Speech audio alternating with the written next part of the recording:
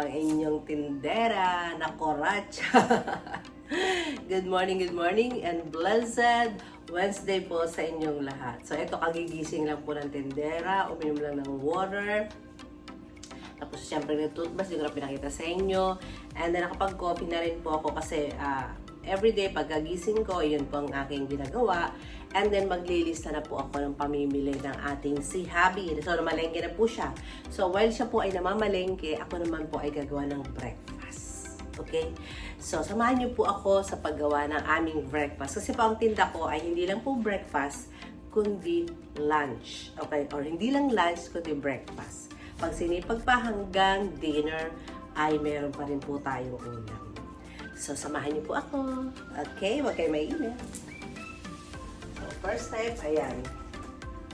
Tayo po ay mag-apron. Masyadong apron ko na siya. Apron tayo. So, kumusta po kayo?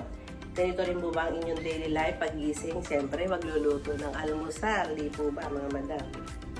Kasi may mga estudyante kayo. So, ako naman, ang estudyante ko ay hindi yan nagbe-breakfast. Nagbabaon lang po siya, pwede siya nagbe-breakfast. Ganun. Minsan nagbe-breakfast, minsan. So, wala po akong pinapa-almusal, kundi nagtitinda rin po ako ng almusal kasi marami po ditong nag-work. Ayan, bago sila mag-work, ayan, nagbibili po sila sa akin ng ulam. Okay? So, samahan niyo ako magluto. Okay. First thing first, ayan, buksan natin ang kalan. Wala na yung pagka-automatic nitong aking kalan from Japan. So, mamaya muna yan. Maghiwa muna ako ng garlic. Okay, mga madam? Mag-garlic muna tayo for the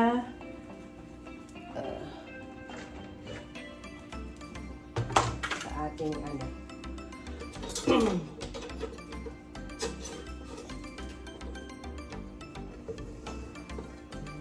My favorite knife. Ayun.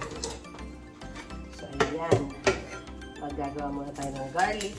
Ayan. Kita nyo naman, tinutorko po kayo mabuti. Tinutorko kayong mabuti, mga madam. Okay, mainit pa. And sa mga patuloy po na nanonood sa akin, sana po paki-share ang ating live, paki-like, and mag-comment na ang biro na rin po kayo dyan. Para gusto nyo pong may mga katanungan kayo, wag po kayong mahiya. At ako'y willing naman pong sagutin ang inyong mga katanungan. Huwag nyo naman akong babash muna. Bagong-bago pa lang naman po ako. Pwede po kayong mag-advise, diba? Pero wala naman pong bash muna. Hindi naman tayo professional dyan para i-bash. Diba? Malayo ba? Gusto nyo ba malapit? Okay. Ayan, meron tayong pangdikdik, meron tayong mga panggiling, hindi na kasi ito pa lang naman, mag-start pa lang naman ako sa breakfast, okay. So, ganito lang muna para mabilis, yan po ang aking ginagawa. So, ang nakasalong ko po ay sausage at saka ang aking, tawag dyan, sausage at saka tocino. Sausage and tocino po yung ating breakfast for today, okay. And then, magpa-fry po ako ng egg and fried rice. Ayan. Very simple lang naman po yung tinitinda kong almusal. Sausage, tosilog, ayan, tosilog, hot silog, at saka po fried rice. Ayun, yun na nga, syempre, tosilog, hot silog, may fried rice. Hindi po ba? Ayun po yung ating daily routine. So, pag may bibili, basta po ng work, diba, pag may bibili. So, samahan niyo po ako mga madam sa journey ko na bago na to, pag YouTube ko. Alam ko po maraming nakaka-relate sa akin, diba? Kasi syempre, gusto nating makatulong sa pamilya. Kasi nga po, diba, kinukwento ko po sa inyo, for good na po ako dito sa Pilipinas. Ang tagal ko pong nawala sa pamilya ko, nawalay po. Ako po ay nag-Taiwan, ako po ay nag-Japan, paulit-ulit. Marami po kayong malalaman sa akin ng mga secret. Hindi ko muna i-reveal sa inyo. Basta gusto ko muna, ayan, ito muna. Magpaparami po muna tayo. Oh, diba? Magparami po na tayo. Magparami. So, aking hotdog. Alam niyo mga madam, bibigyan ko kayo ng secret about sa, about po sa pagluluto ng sausage. Para hindi po siya kumulubot.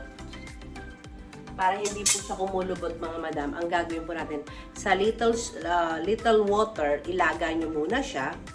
And then, tsaka nyo siya, pag na-dry na yung tubig, konting tubig, parang lulutuin nyo siya ng konti. And then, ilagay nyo siya ng konting oil. Okay na po yun. Hindi po siya kukulubot ng long time ago. Ganun. So, ayan, maglalagay kami ko ng oil for our egg. Magpiprito po tayo ng egg.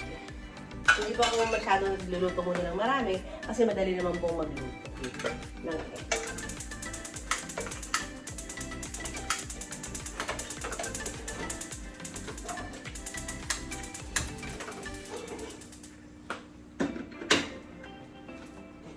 So, yun ang ating egg.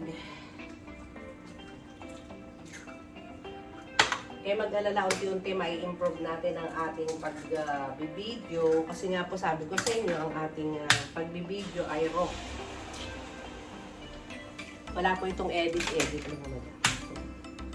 Kung ano yung nakikita nyo, ito na po yun. Gusto kong i-share sa inyo everyday, my everyday life or routine. Diba? Nililibang ang sarili habang nagluluto. Oh, diba? Masyado po bang malayo? Ilalapit natin ng konti para makita nyo. Ayan, ang aking munting kusina. Ay, naku, pagluluto yun. So, ayan, habang tayo ay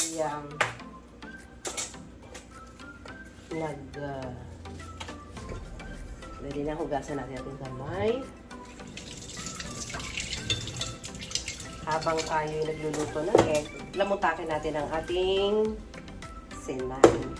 So sa gabi, dinadagdagan ko na po yung ating kanin pag nagsaing ako para yung gagawin ko fried rice. Pag talagang ubos talaga, okay lang sa kanila na plain rice. Okay lang naman po sa akin mga suki yung gano'n.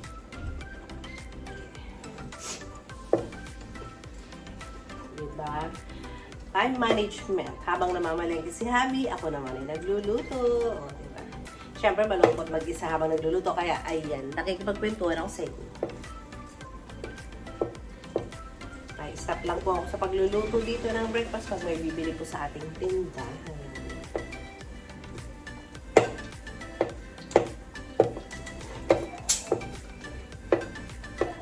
Diba? Kita nyo? Tapos na ang ating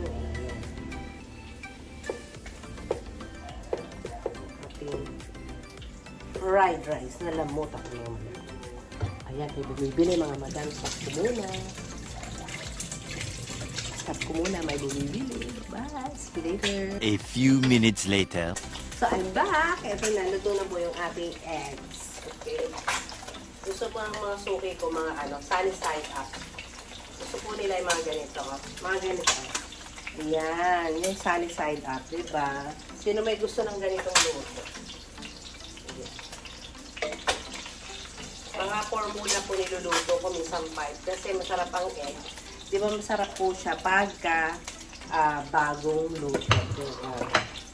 So, ito na po yung aking hotdog. Ilaga ko na siya. Ay, dito sa talong. Matalo yun ito. Ay, hotdog. Ay, ating yung hotdog. O, dito.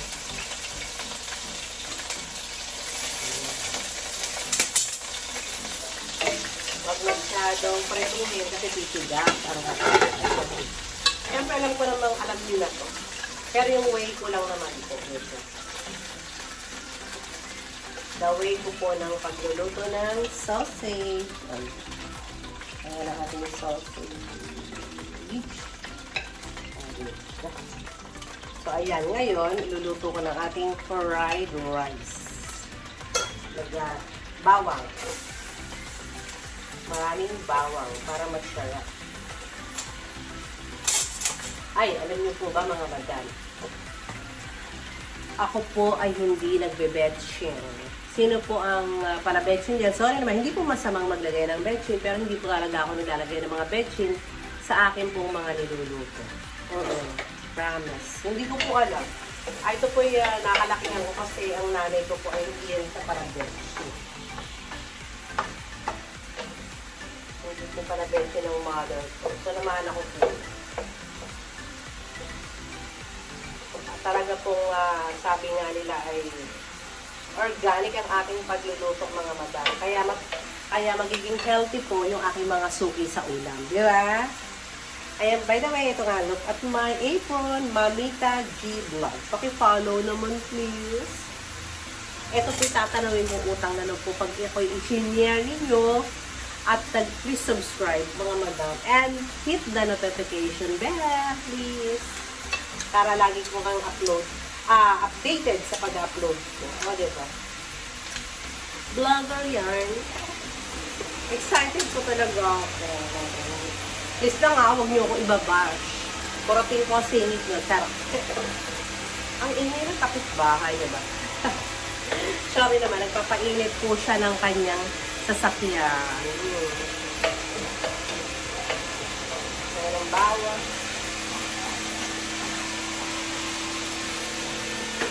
Ang tosino ay lududas. So, sinasama ko sa dito sa akin. Ayan, mga mata. May bumibili na naman.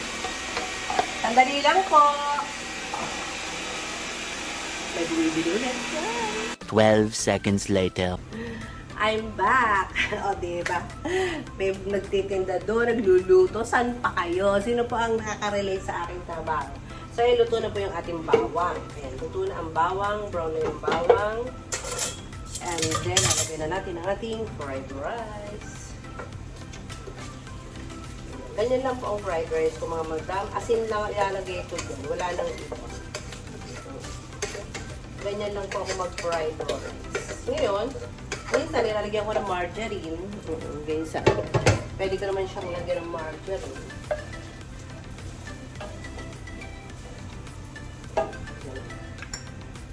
Diba? Asin lang yan kasi. Pag nakikita kong dry mention, doon ko siya lalagyan ng margarine. And don't forget the pepper. Pepper. Para mayroong kick ng konti. Kick. Tapos, maya-maya, habang wala pa si Habi, magsasaing naman na tayo, di ba? Kasi may bumibili ng plain rice. Yan lang po ang aking buhay. Very, very simple. Oh, diba? Pero, nakakatulong sa family, diba? Kahit nasa bahay po tayo, nakakatulong po tayo sa family. Anyway, tatatlo lang naman kami dito. Si Habi, ako, tsaka yung bunso ko lang po mga. Ayun lang. Tatatlo lang po kami dito. Kaya, ayun. Pagka dito yung mga Junakis ko, yung minsan nandito po sila. Ay, di, ang saya, diba? Medyo maingay ang family. Kahit medyo maingay, masaya, di ba? Hindi mga apo ko. Marami na po akong apo, mga madam. May mga asawa na po. Isa na lang wala asawa, yung bunso ko, mga madam. Siya yung kasama namin dito ni Abby, yung bunso. Ayan. Pakikrispihin po natin yung ating fried rice. O, di ba? Ayan yung ating finished product. Ayan. Kita nyo na mga madam. Ayan. Oops. Magulo ba? Magulo. Hindi pa expert ang iyong tindera. So, dahil parang may dry mention siya, lalagyan ko siya ng star margarine. Ganito lang yung margarine ko para na ano ko siya, tansya-tansya lang. Lagyan ko lang siya ng konti kasi parang nadadry niya sa laki. Anyway, hindi naman po masama ang star margarine, sabi nga nila. Kaya nga matatangkad yung anak ko eh. Sabi nga nila, iba ang matangkad. Diba?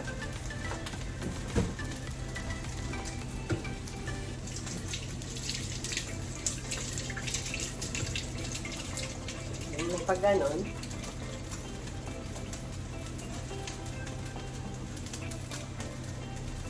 halo-haloin. Ating sinangag. Sino mahilig kumain ng fruit? Ako, hindi po ako nag-aalmusal. Mga madang coffee lang talaga ako sa umaga. Coffee. Ayan. May bumibili ko naman. Mga magkamsi yun. A few inches later. Ito na naman si inyong tinderang koratsa. So, magsasaing naman ako dahil luto na po yung ating mga fried rice. Pinalalamig ko bago po ilagay sa stand. So, ngayon naman, magsasaing po tayo. Alam niyo po bang ginagawa ko sa sinaing? Yung sabaw, kasi magtitinola po ko, ilalagay ko po dito, pang sasabaw ko sa tinola. Sino po gumagawa nito? Kagaya ko. Diba? Mas masarap ang yung pangalawang hugas po ang ginagawa ko, ha? Pangalawa, pangatlong hugas. Yung una, siyempre tatapos natin, mga madam, diba? Tapos ang ginagawa ko, rice cooker to, hindi naman sa rice cooker ko, pero ilalagay ito sa kalam, mas mabilis. Tsaka mas matipid sa electric. Alam niyo yan. Yan ang aking mga secret. Ang sabaw mamaya to sa tinola. Kaya masarap ang aking tinola. O, diba? Sino gumagawa nito? Pagaya ko. Sana naririnig niyo po yung sinasabi ko. Wala pa tayong laptop. Wala pa tayong mic. Pag ma-mic na tayo, malinaw na malinaw nyo na maririnig yung aking boses.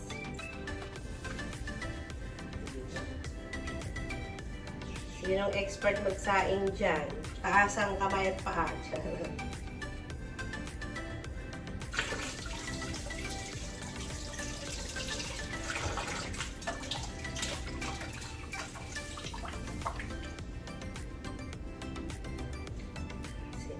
So, isasalang ko ito sa kalan. Kasi mas mas mabilis ang pagluluto. Basta bibilisan ako sa pagluluto pag sa kalan.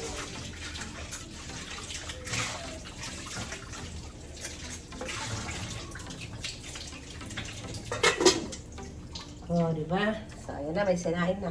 So, habang wala si Habi, ayan, sabi ko nga sa inyo, nakaluto na ako ng breakfast. Nagsaing na ako. And then, i-display ko na po sa tina. Ayan na, andyan si Habi. So, see you later! So, ito po ngayon ang ingredients ng ating menu for today. For our tinola, for our ginataang tilapia, and ating morcong hubad. Ayan, nakamarinate na po siya. See you later! Hello! I'm back! So, kanina po, tapos na tayo sa breakfast. So, ngayon naman po ay ang ating menu for lunch. Okay, so kanina pinakita ko po sa inyo na namili na si Habi. Ayan, may marinated na po yung aking pang morcon. Ayan. So, ngayon, ito po ay my own version ng morcon. So, minarinate ko na po siya sa kalamansi at saka sa soy sauce and pepper. Okay? And then, ito naman po yung ating tinola. Okay? So, let's start. Oil. Ready ba? Take konting oil. Konting oil lang. And then, of course, pagdating sa tinola, kailangan po natin ng maraming luya. Diba? Para mas maanghang-anghang yung ating. Inuuna ko po lagi ang luya pag nagtitinola po. Yan, maraming luya. Para kumakapit, sa lalamunan, kapit sa lalamunan ang ating luya. Gamot ito, di ba sabi pa nga nila, so dagdagan pa natin ang luya. Maluya po talaga ako. Sino bang kagaya ko na maluya? So, dito naman sa kabila, yung ating pangmorcon. So, unahin ko pong lutuin ay ang bawang. Mabawang din ako. Alam niyo mga madam, mabawang ako, masibuyas ako, malila ako. Pero aminin ang mahal ngayon ng sibuyas, diba? Sobrang mahal. Kaya sabay po tayo magluto para ang oras ay hindi sayang. Ayo, ano po ang menu nyo for today? Meron po ba? Siyempre meron, diba? Baka yung iba dyan bumibili lang din ng lutong ulam. Kagaya ng mga kapitbahay ko. Which is, I'm very happy, diba? So, ayan. Pag golden brown na yung bawang, lagyan naman natin ang sibuyas. Lagyan pa mo ang sibuyas para sa morcon. Diba? This is for morcon.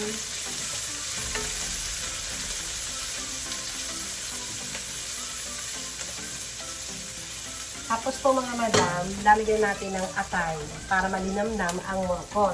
Gigisa ko po siya rito, pero ise-set aside ko ito mamaya ha. Kasi diba, kasabihan ang atay ay naninipsip, sip ang atay. So gisa ko lang po siya para hindi ba nagisa. Kasi pag sinabay po natin ito sa baboy, parang hindi maganda ang texture. Mas maganda is ibubukod po natin siya. Mamaya na lang natin siya i-mix. So, ang aking tawag ng luya ay yung ito. Gusto ko rin ang luya medyo golden brown. Palagyan natin ng konting asin ang ating atay. Light soy sauce. Very light lang. Ang ating atay. Para may lasa naman po ito.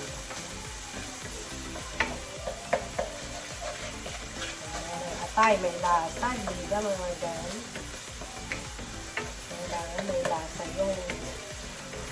So, ito po ay set aside ko naman. Set aside ko natin. Kasi, isasangkot siya muna natin yung ating pangalan yan. Isasangkot siya muna natin yung ating baboy.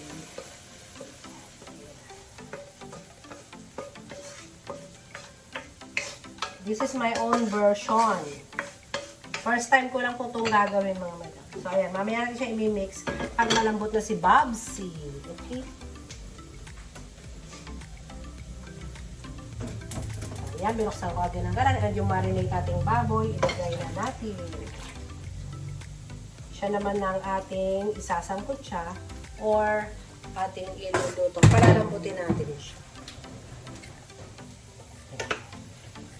Haluin na. Bayaan natin siya. And ito na naman ang aking secret dito mga madam para lumambot agad ang baboy. Yan po ang ating konting secret. Tatakpan natin siya.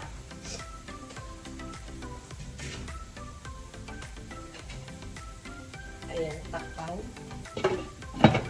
Pag siya po'y kumulo na ng kulong-kulo, hihinaan na po natin siya. Iyon po ang sikreto para madali po siyang lumambot. So, ayan. Tinakpan ko po. Pakukulin muna natin siya ng isang malupit na malupit na kulo. And then, hihinaan na po natin siya. Iyon na yung parang pressure cooker po. Hindi ko po ilalagyan ng tubig. Promise. Kasi alam niyo naman, yung mga nabibili natin baboy, may mga tubig po yan. Or hindi natin alam. Basta, parang sa akin, matubig ang baboy. Pag hindi siya bagong katay na natin nakikita, iba po talaga yung texture. Which is maganda yung baboy dito sa amin. So, ayan na po yung ating morcon. So, alalambutin muna natin siya. Ito mo takit, tinola. Ayan. Si tinola ko ay luto na ang ating luya. So, ito na yung ating bawang. Bawang ng ating tinola. Brownie lang pala konti ng ating tinola. Diba? Sino po yung kagaya ko dyan na talagang gusto luto-luto yung mga sangkap, no? Diba? Iba talaga yung lasa pagka lutong-luto po dito. Palagyan din natin siya ng sibuyas dahil brown na po siya. Malakas po yung apoy ko eh. Ayan. So pag nilalakasan po natin yung apoy, huwag natin iiwanan para hindi masusunog. Kasi maglalasang sunog po yung ating pangalan mo. Maglalasang sunod yung mga sabaw, hindi po ba? Lalo sa tinola. May nakita nyo kanina, yung sabaw na sinaing ko, tinago ko. Kasi siya yung isasabaw ko, mamaya. Diba? Hindi ako magtutubig, iyaan ko lang din siya. Yung isasabaw ko po, yung sabaw ng sinaing. Diba? Sino gumagawa po ng ginagawa ko? Diba mas masarap, mas malasa?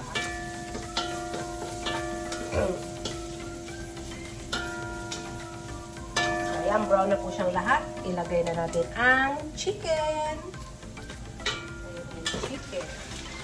Diba?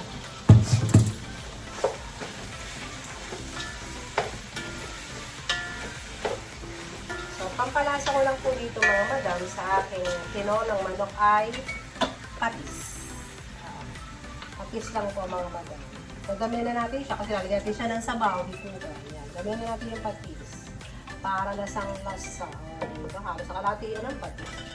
And of course, huwag natin kakalimutan ang pepper. Pepper to taste. Kung siya tsaka masarap medyo maanghang-anghang sa paminta. Ang tinola. Dito ba mga madam? So, lagyan natin a little bit sugar, sabi nga nila. Iba pa rin yung may asin. Ewan ko bakit. Parang siya talaga yung nagbibigay ng umami, sabi nila. Umami. Umami. So, ayan na po siya. So, sangkot-sahing again. And takpan. Importante. Laging tinatakpan na niluluto para hindi aksaya po sa tawag dyan sa gasol. Ayan, kumukulo na po siya mga madam.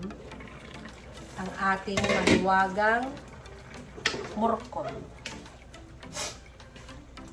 Ayan siya. Nagtutubig na mga madam. Sabi ko sa inyo, nagtutubig na po siya. Nagtutubig na. Again, ito po yung minarinate ko sa kalamansi, mga madam ha. Soy sauce at saka pangalan yan? Pepper. So, lalagay ko na po yung aking tomato. Ayan. Mahal kasi ang kamatis, so dito na lang po muna ako gumamit. Para mas swak ang lasa. Diba? Para mas masarap. Ayan. So, imagine nyo, dyan nagtagay siya sasangkutsahin, palalambutin. Lagyan natin ito mamaya ng sausage. Actually, alam nyo, gusto ko sana siyang, di ba, experiment. Di ba, pag nagbuworkon tayo, nilagyan din ng pickles ang loob. Di po ba ganon?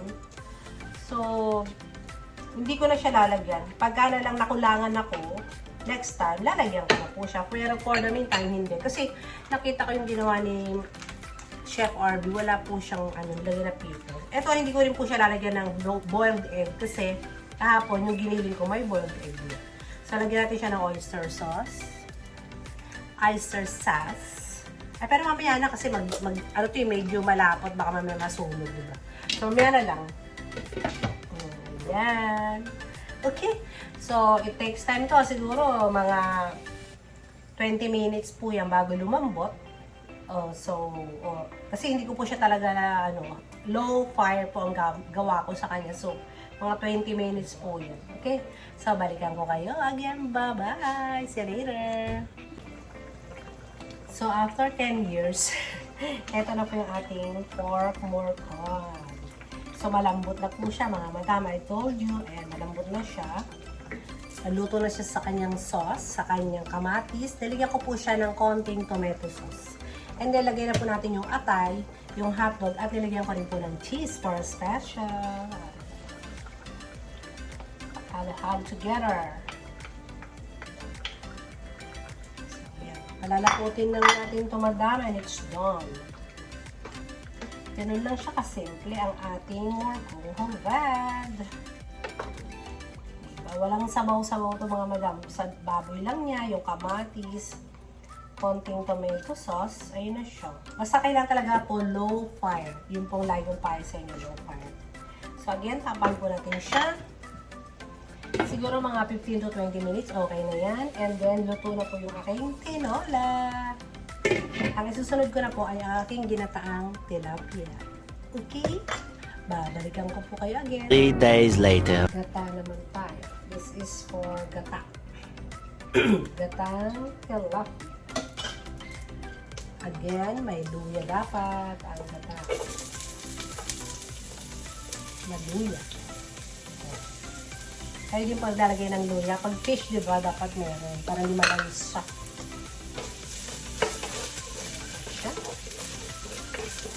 Luya. Ginger. And then, garlic.